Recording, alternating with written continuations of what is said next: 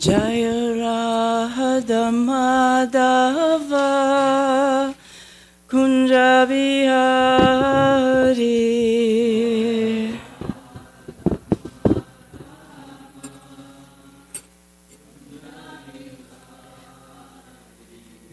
Jaya Radha Madhava Kunja Bihari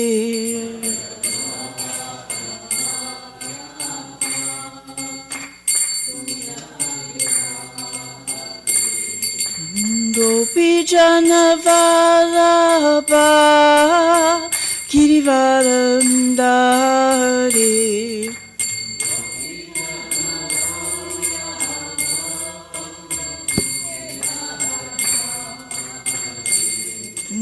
Gopi Jana Vallabha Girivaradari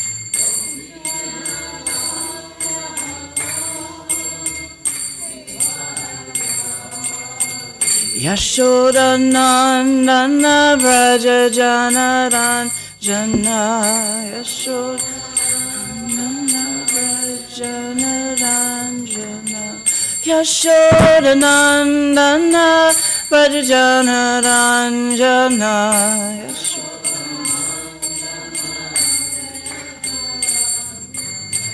Yamuna Tira Vanachari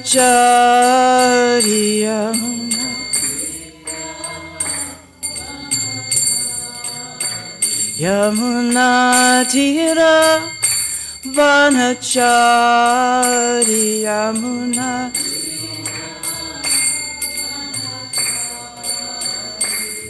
Jaya Radha Madhava Kunja Bihari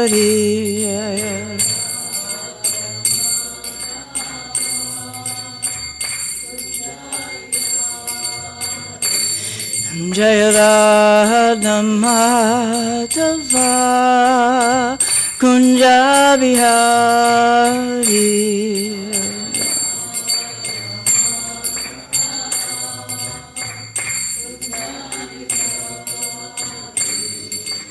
Gopi Jana Vallabha Girivaradari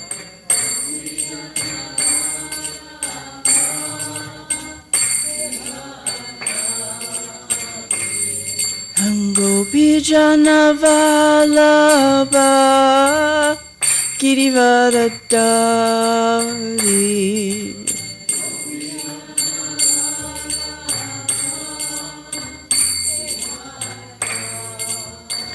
Yashoda Nandana Braja Jana Ranjana Yashoda Nandana Braja Jana Ranjana Yashoda Nandana Braja Jana Ranjana Yashoda Nandana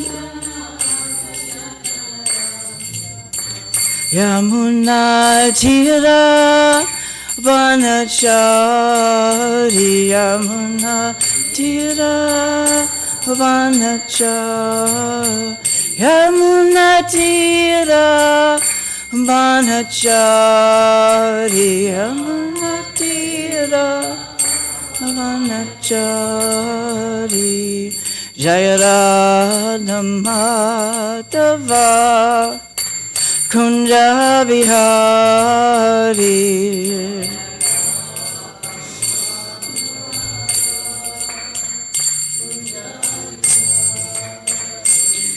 Jaya Radha Madhava Kunja Bihari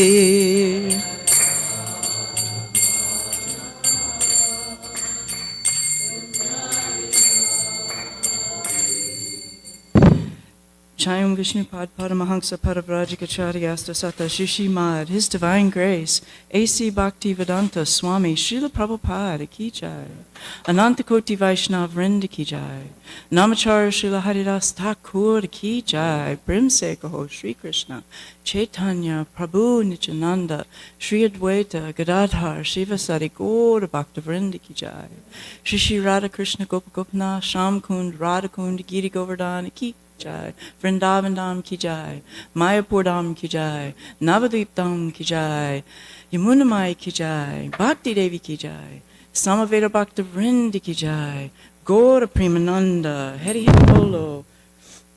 All glories to the assembled devotees, Hare Krishna. All glories to the assembled devotees, Hare Krishna. All glories to the assembled devotees, Hare Krishna. All glories to Shri Shri Guru and Gauranga and His Divine Grace, Srila Prabhupada Ki Jai. Namo Vishnu, Hare Krishna.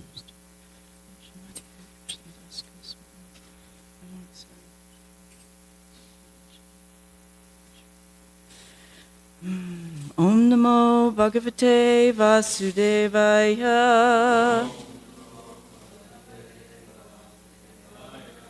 Om Namo Bhagavate Vasudevaya. Om Namo Bhagavate Vasudevaya.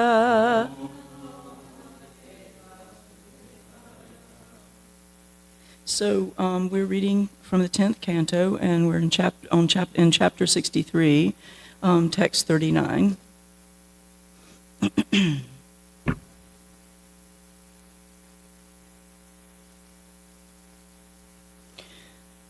Yataiva Suryaha Pihitash Chayaya Swaya Chayam Cha Rupani Cha Sanchakasti Evam Gunena Pihito Gunans Tvam Atma Pradipo Guninash Cha Bhuman Yataiva Surya Pihitas Jayaya Swaya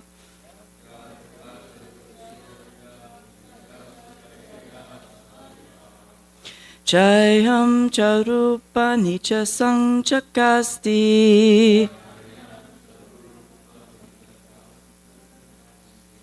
Evam Gunena Pihito Gunam Stvam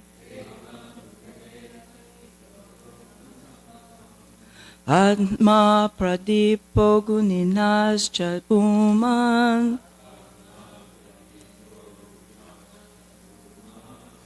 Yataiva Surya Pihitas Jayaya Swaya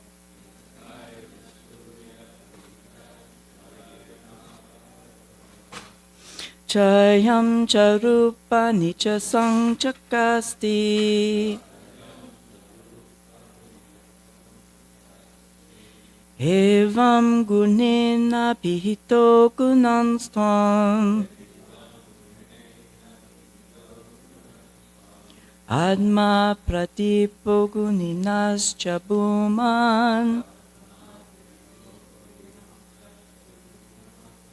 Yataiva Surya Pihitas Jayaya Swaya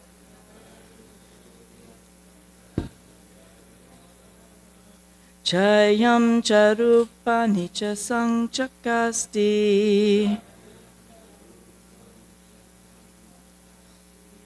Evam Gunena Pihito Gunamstam Hadma Pradipo Guninas Chabuman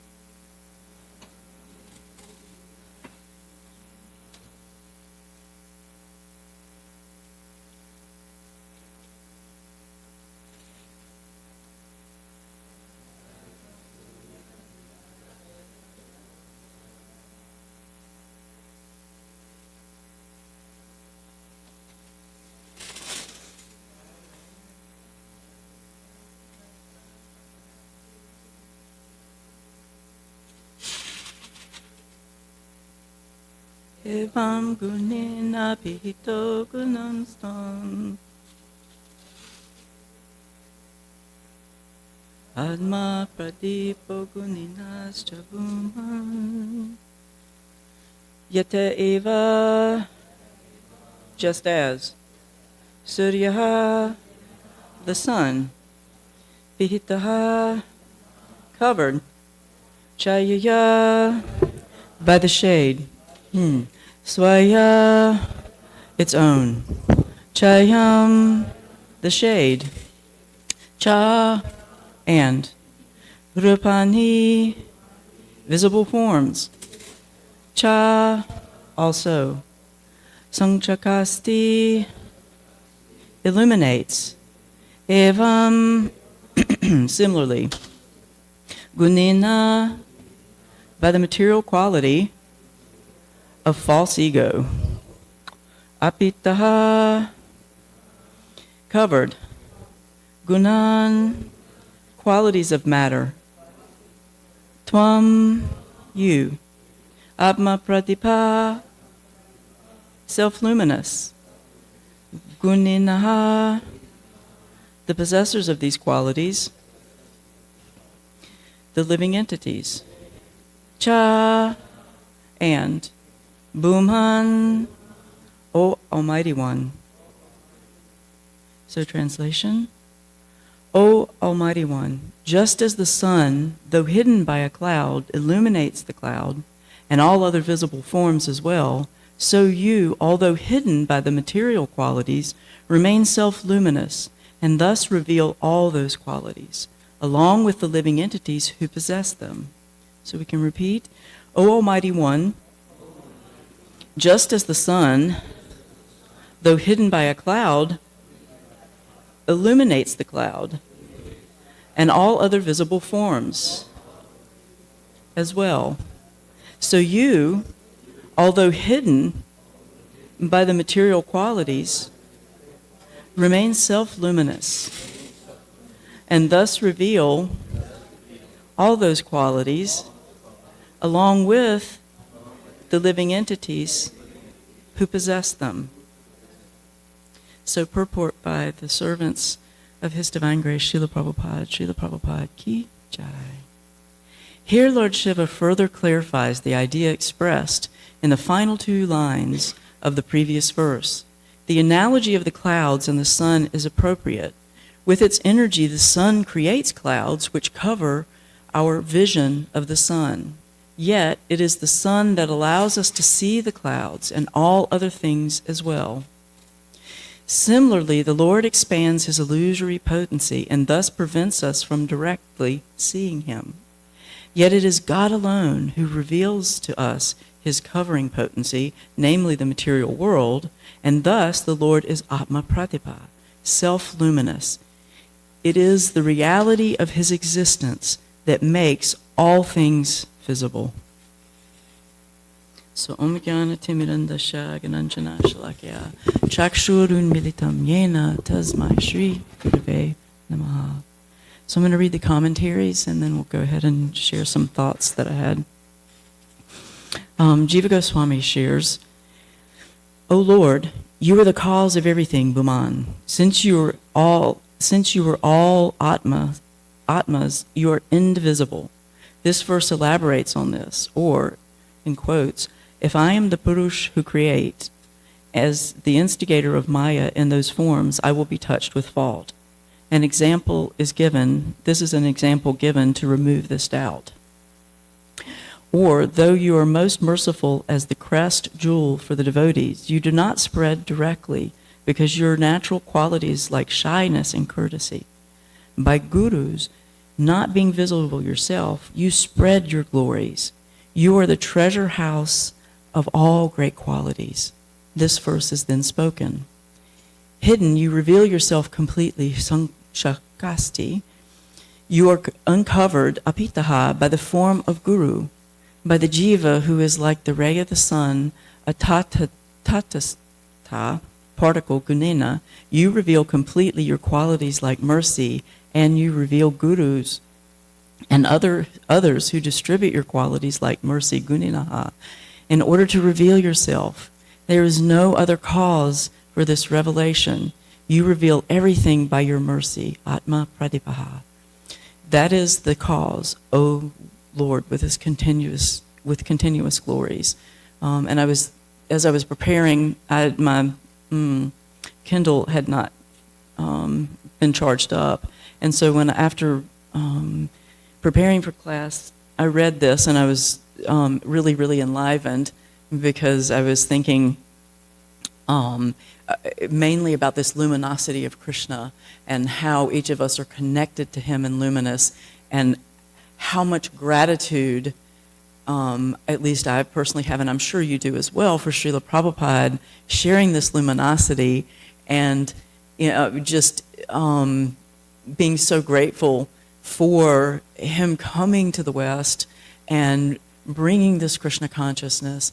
So grateful for my spiritual master, who then shared it with me, and how there's all these lights that are touching and bringing us together as this family, and just somehow going back over this and just knowing that I'm here and that I have this because of that mercy, that my spiritual master has given me, and then any Krishna conscious intelligence I show is because of him and his mercy through his spiritual master and back to Krishna, right? And we all have that, so it's so enlivening, to think about. It's one of the reasons I really love giving class, because I don't normally have a time to read very much, so it gives me this opportunity to go in depth and be inspired. So Sanatan Goswami, the sun, though eva covered, illuminates equally clouds and objects. It reveals objects located at a distance, just as it illuminates clouds which are close. The affix, sung, in the verb indicates that though the sun is covered by a cloud, it still spreads its light to make objects completely visible. And isn't that Krishna consciousness? This applies to the Lord as well, the object of comparison. The Lord, though covered by ahankara, is ahankara's cause and reveals clearly qualities and the possessor of qualities. Apitaha means covered. Though the jiva is covered by ahankara and Paramatma is not covered, the jiva cannot realize you because of his covering. You reveal everything, and you are self-manifesting, Atma Pradipa. Thus you are not covered by ahankara. You are always in a manifested state. The reason is that you are unlimited, Puman. Nothing can cover you. And that's our safety net, right? Knowing that we can trust Krishna because he's not covered. He never will be covered. And if we take shelter of him, we'll become uncovered. And then there's always this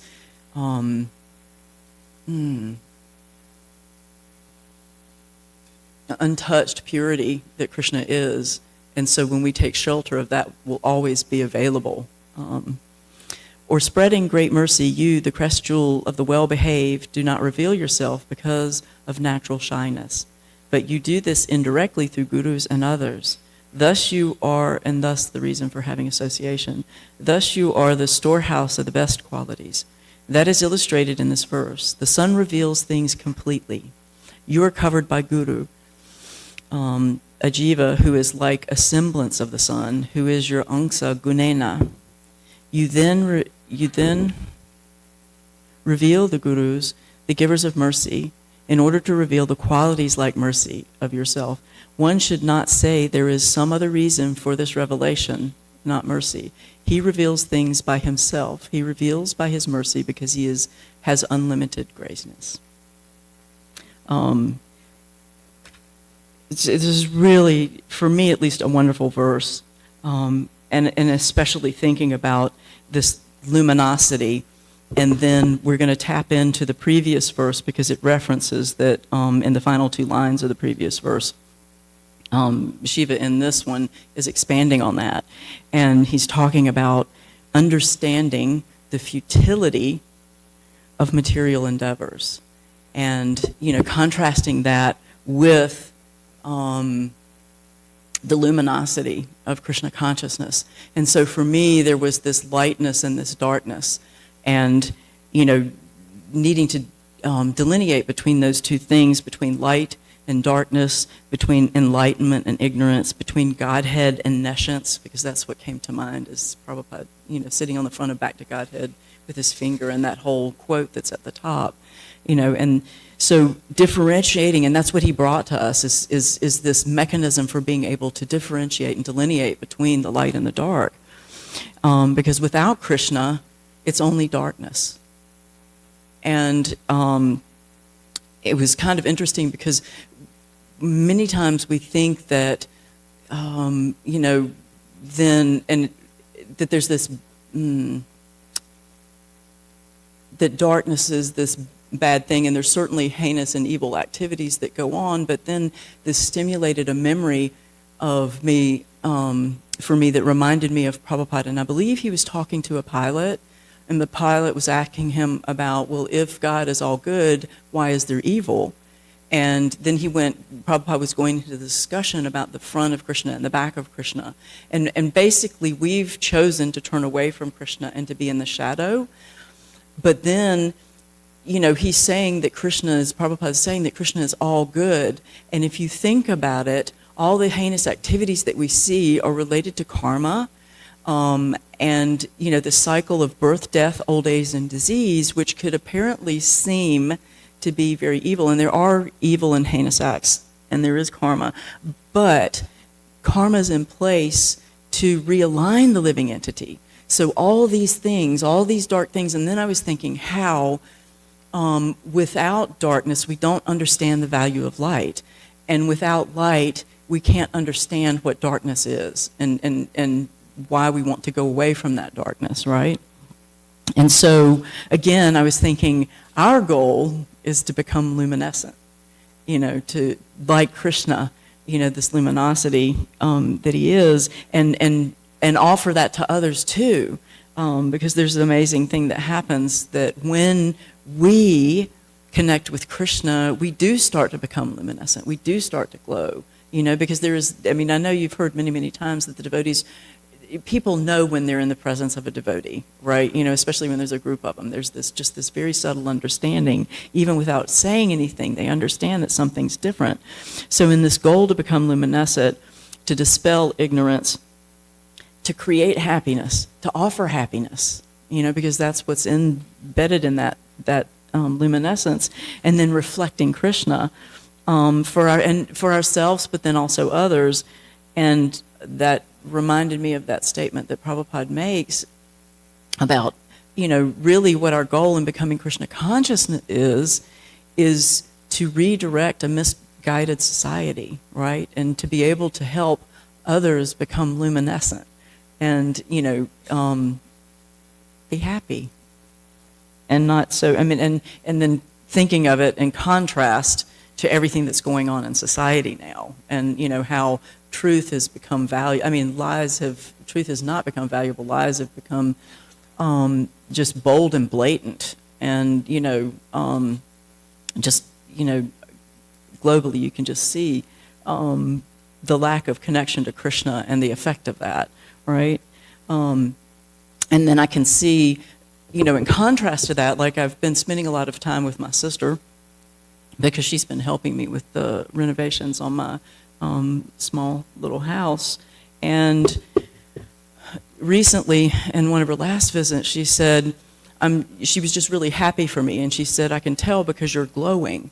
And I was thinking about this, and obviously, I thought about Prabhupada, and it's not that I'm a pure devotee and I'm glowing, with purity being, because I've got a long way to go, but I could understand that what she was saying is that she could see that I was happy. She could see, the effect of practicing Krishna consciousness and being happy, and that was, externalizing itself. And then she, on a very subtle level, what that says to her is that there's some value to this practice, that there's something really tangible there that she could also have.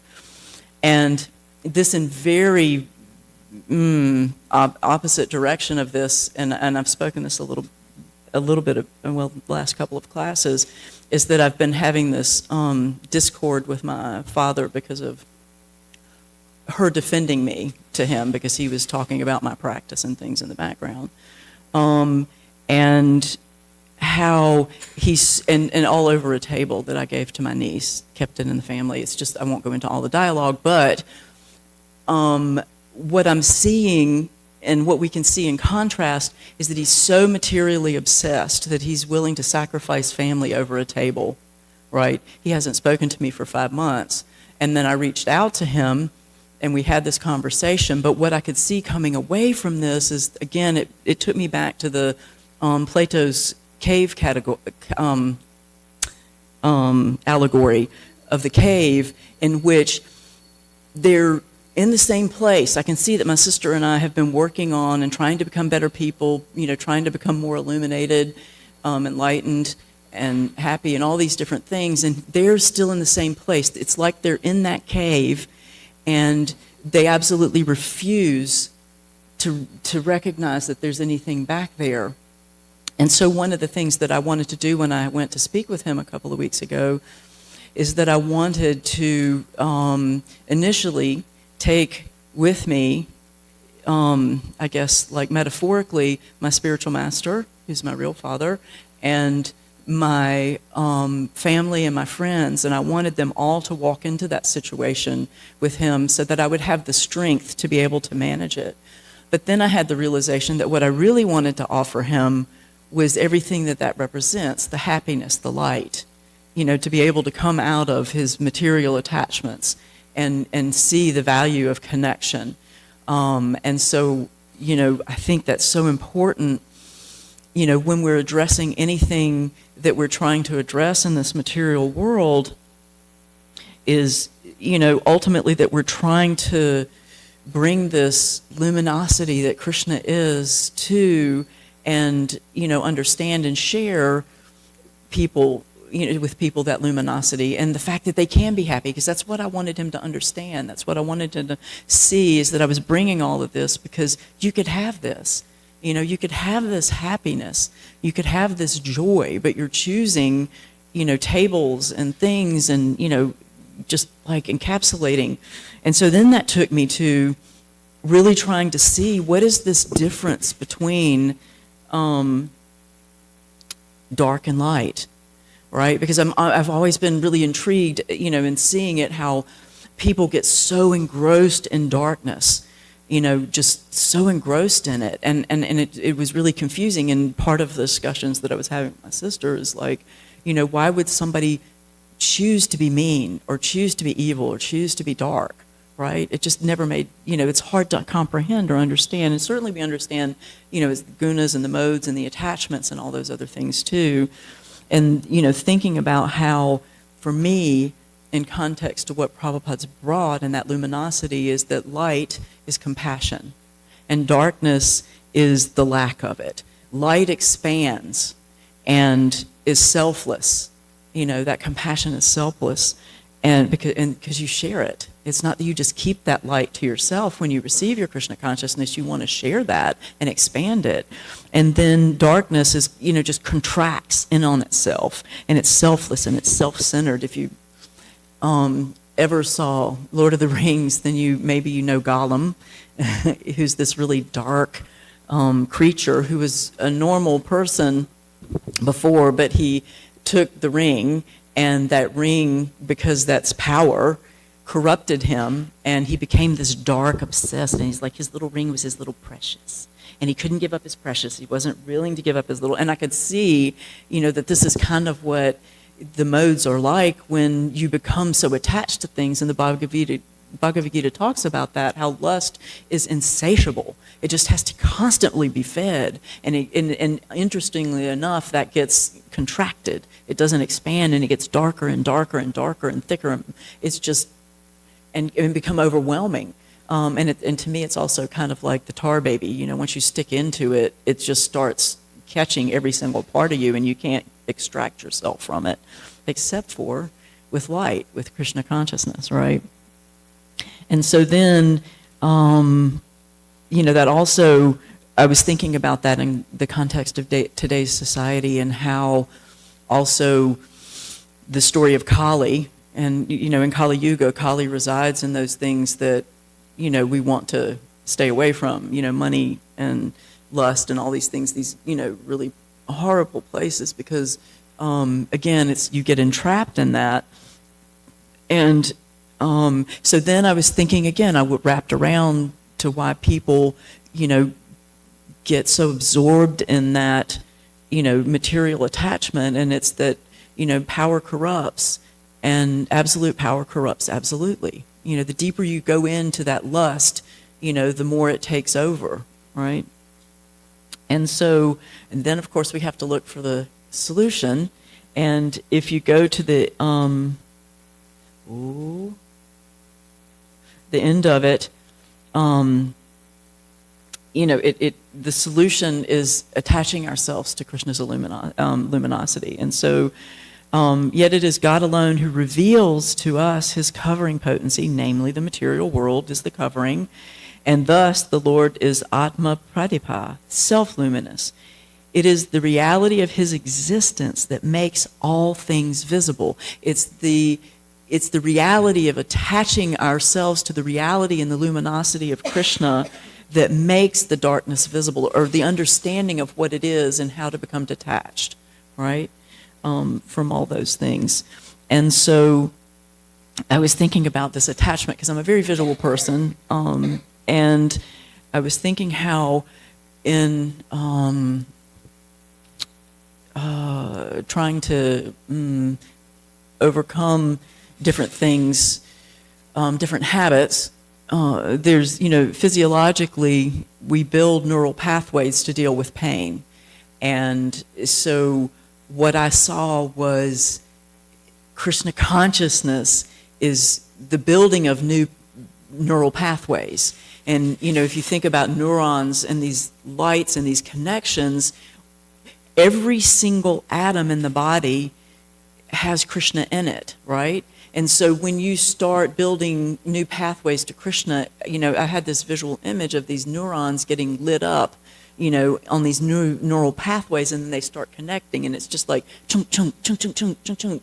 And so that can happen for us, right? This luminosity, again, these neurons, this brilliance of connecting, starting to connect everything with a purpose and goal of becoming Krishna conscious can happen for us, even just from a physiological point of connecting the fact that he's in every single atom, but also, for us as living souls, because we're illuminated already on a soul level with Krishna. And then when we connect ourselves and we connect others, then we become this huge neural pathway of Krishna conscious, like building a new, completely new neural pathway for society that's misdirected. That's what we're doing, is we're illuminating and giving everybody the ability to be, illuminated. So I don't know, that just, for me, that was really enlivening of thinking about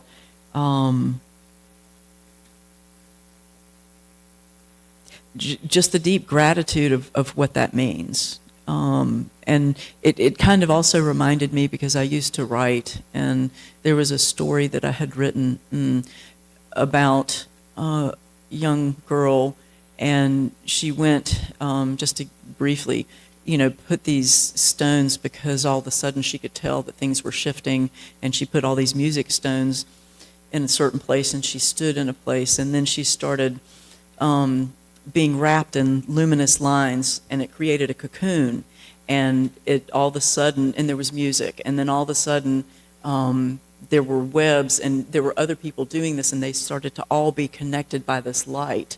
And so now and reflecting back on it, it seems like it's very similar, that there's this, again, this light and connection of connecting all the different souls to Krishna. And so then I wanted to go back to the previous verse, because I think this verse mentions that, because there's a couple of things towards the end of the purport that I think are very significant in resonating with this. And one is, it says, Lord Krishna is Swadrik, and that is alone he can perceive himself perfectly, because he is infinite spiritual existence, infinitely pure, and infinitely luminous.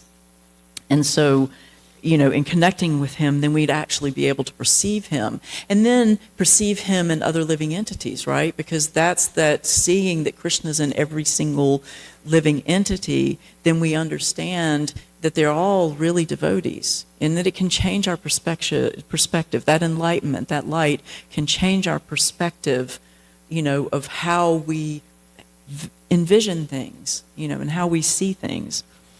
The last two lines of this verse are of special philosophical significance. Why is the Lord perceived differently by different persons, although he is one? A partial explanation is given here. By the agency of Maya, the Lord's external potency, material nature is a constant state of in a constant state of transformation, vikara. In one sense, then, material nature is unreal, asat. But because God is the supreme reality, and because he is present within all things, and all things are his potency, material objects and energies possess a degree of reality. So everything's, again, this connectedness to Krishna. Therefore, some people see one aspect of material energy and think this is reality, while other people see a different aspect of material energy and think, no, this is reality. Being conditioned souls, we are covered by different configurations of material nature, and thus we describe the supreme truth or supreme Lord in terms of our corrupted vision. Yet, even the covering of qualities, even the covering qualities of material nature, such as our conditioned intelligence, mind, and senses, are real, being the potency of the Supreme Lord. And therefore, through all things, we can perceive in more or less a subjective way the Supreme Personality of Godhead. So going back to Prabhupada's discussion with the pilot, that there is no bad, good or bad, everything is good when it's related to Krishna, because it's all connected to him. That is why the present verse states, pratiyase, you are perceived. Furthermore, without the manifestation of material nature's covering qualities, the creation could not fulfill its purpose, namely to allow the conditioned souls to make their best attempt to enjoy without God so that they will finally understand the futility of such an illusory notion. So again, going back to an understanding that this creation, and the material creation is here to help us work out the fact that we don't actually belong here. It has an ultimate purpose, and that, trying to enjoy with God, or trying to be God is really futile. And that's the whole purpose of all of that, darkness, is to actually redirect the living entity back to Krishna.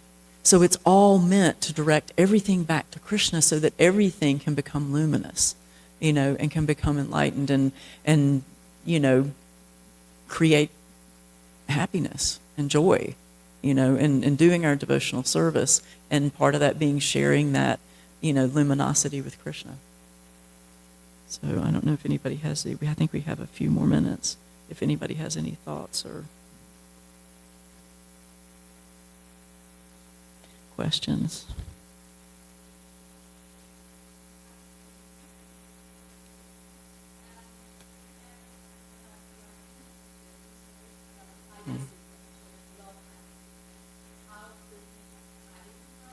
Hmm.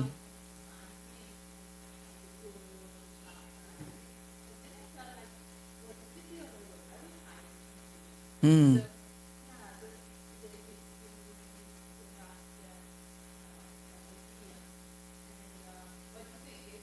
It seems a little bit of both, because we need, I think, and it states in the verse, there's this covering, and that's because our motives aren't pure. And so we have to become pure so that we can have that relationship. And it's not, just to say I don't want you because you're not pure. It's because he really wants a full, complete, unconditional, loving relationship. And when we have conditions, then we're only going to get frustrated and angry with what he does. So he's going to remove himself to give us that opportunity. But because we've stepped towards him, he's going to give us 1,000 steps towards us. At the same time, certainly we're hiding from him because I think that's, if you go way back on the other side of the spectrum, is I think people, the reason they don't want to believe in God is because they don't want to take responsibility. It's hard to be vulnerable. It's because that's exactly what you've got to do. You've got to surrender in a positive sense, so that you can become happy, so that you can become pure. And that requires a high level of vulnerability. completely, just so I think we do hide. We're willing to give little bits of ourselves along the way once we go deeper, but he knows that. He's our Father. I mean, he's our well-wisher. So he's willing to give us, and let us know that we're protected and that he'll just open it slowly according to our own time. He's a perfect surgeon. He knows exactly how long and how deep to cut to remove the right amount at a given time, and he'll do that. He'll wait for it to heal. Sometimes maybe go a little bit deeper than other times, but I think it's probably both. So, all glories to Srimad Bhagavatam, all glories to Srila Prabhupada, all glories to the Association of the Devotees, all glories to Shri Shri Radha Golokananda Ki Jai.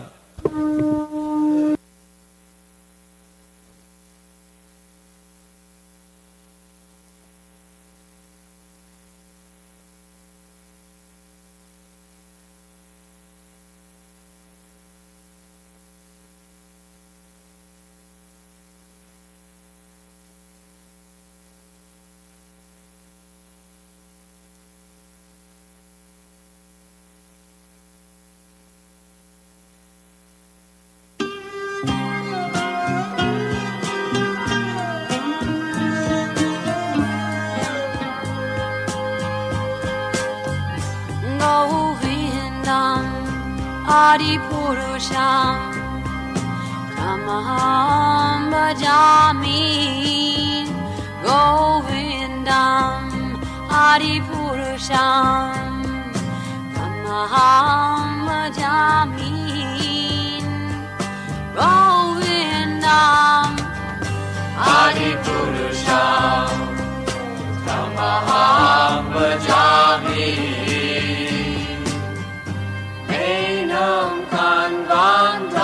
Maravindanalayatapsam Marhamatam Samasitam Buddhasundarangam Kandar Agom Vikamaniya Vishesha Shobham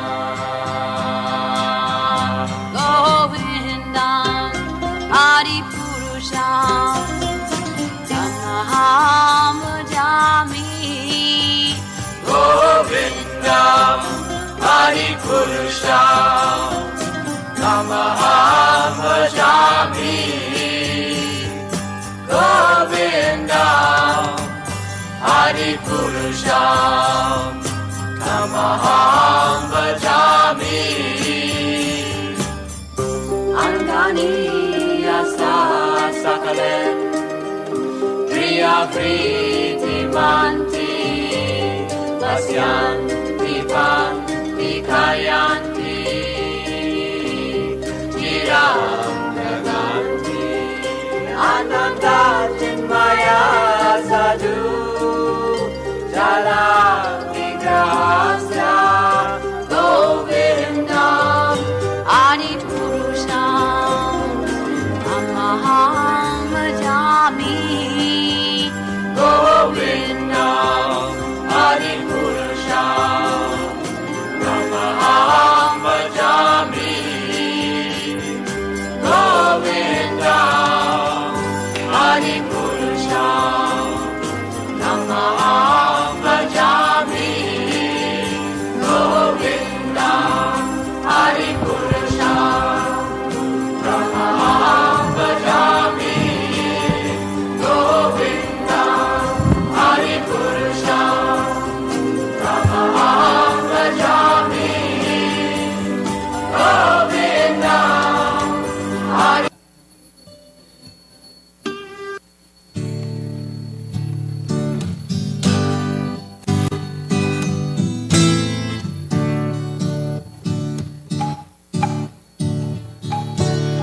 Namakum Vishnu Jaya Krishna Prasthaya Buddhaya Shrimate Bhakti Vedanta Samin Nityam Day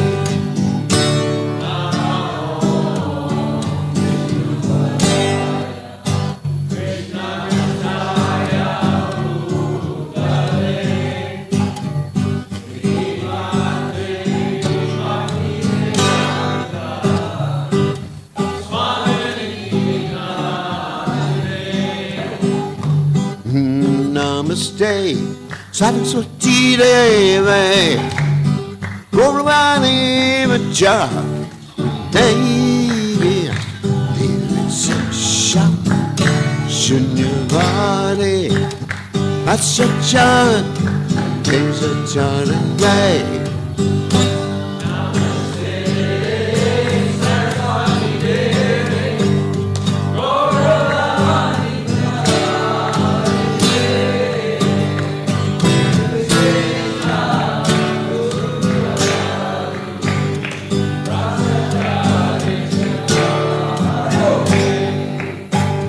Jai Shri Krishna Jai Chanda Ramana Chanana Chitweta Kadana Sila Sari Gormatu Rena Sri Krishna Jana Jananda Yadvaita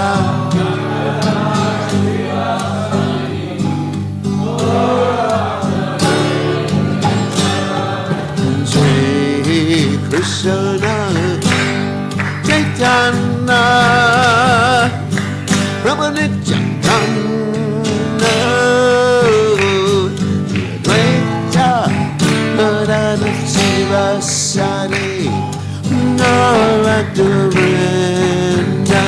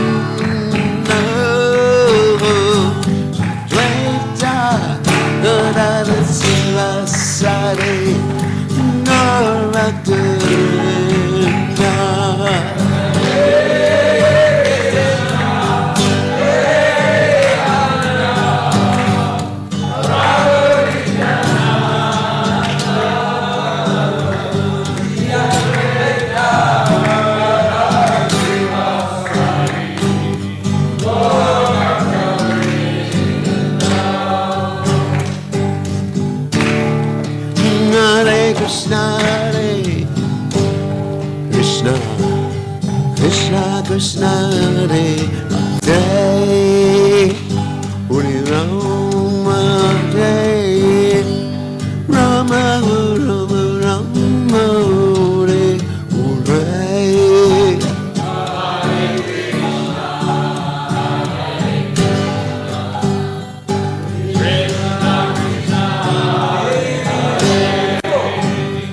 Hare Rama Rama Rama Hare Krishna Hare Krishna Krishna Krishna Hare Hare Rama Hare Rama Rama Rama Hare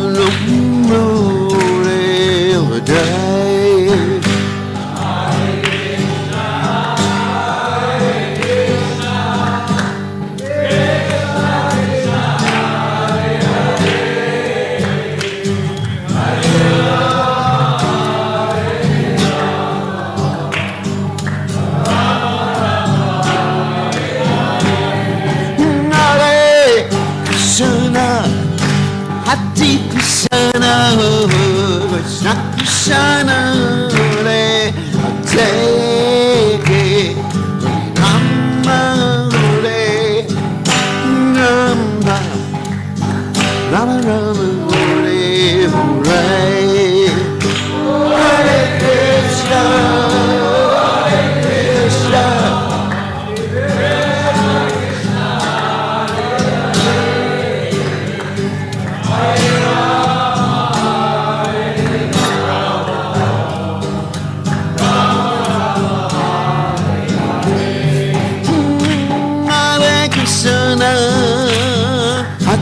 Krishna, Krishna Krishna Hare Hare, Rama Hare Rama, Rama Rama Hare Hare.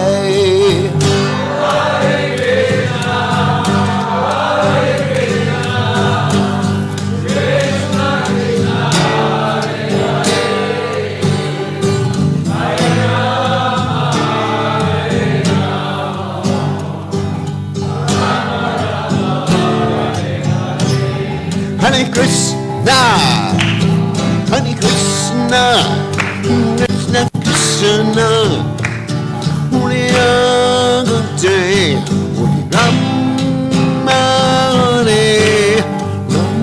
Hare Rama, Rama Rama, Hare Hare.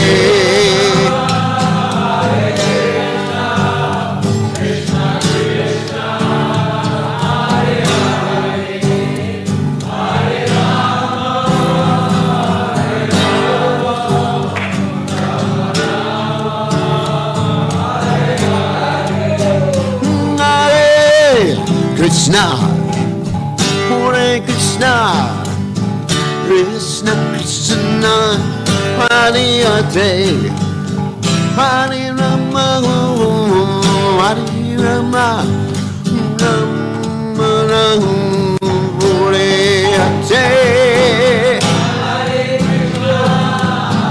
Hare Krishna, Krishna Krishna, Hare Hare.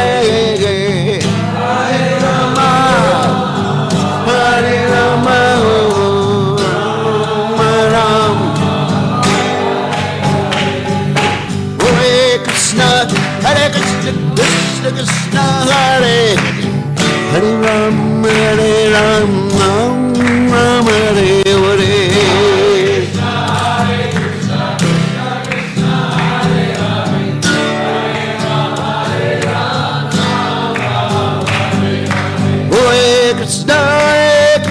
Krishna Krishna, Hare Hare, Hare Rama, Hare Rama, Rama Hare Hare.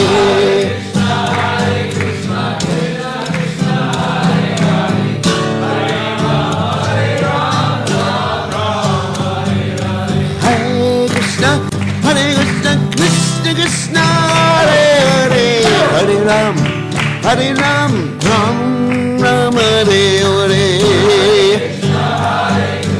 Krishna Krishna, Hare Hare, Hare Ram, Hare Ram, Ram Ram, Hare Krishna, Hare Krishna, Krishna Krishna, Hare Hare, Hare Ram, Hare Ram, Ram Ram, Hare Hare.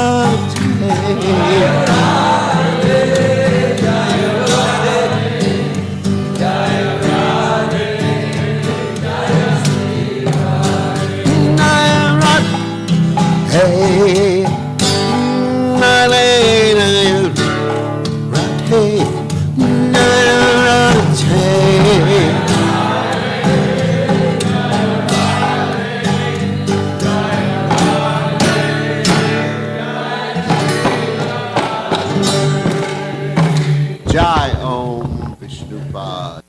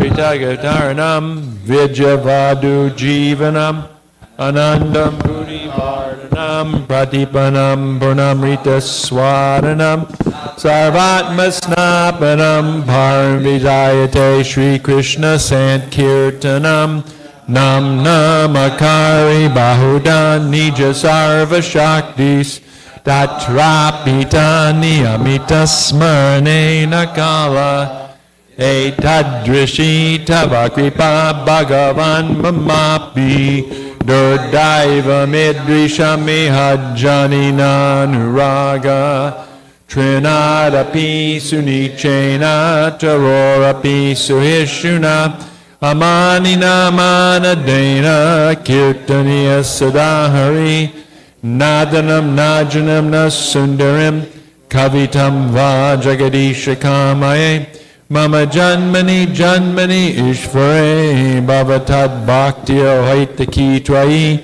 Ainanda Tanuja Kinkaram Patitam Mam Vishame Bhavam Buddha Kribaya Davabada Pankaja Stita Duli Sajashim Vachintaya Nainam Gladashu Daraya Varanam Gadgadudaya Gira Pulakarnishitam Vapukada Tava Namagrahane Bhavishyati Yugayatam Namishena Chakshusha Bhavashayatam Shunayatam Jagat Sarvam Govindam Virahename Ashlishyavapadamritam Banastumam Adarshanam Marmahata Karotuva Yatatadava Vidadatulam Patomat Prananatastu Saeva Napara.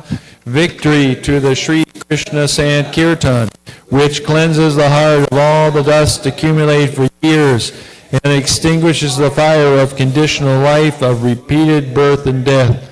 This Sankirtan movement is the prime benediction for humanity at large because it spreads the rays of the benediction moon. It is the life of all transcendental knowledge. It increases the ocean of transcendental bliss, and it enables us to fully taste the nectar for which we are always anxious.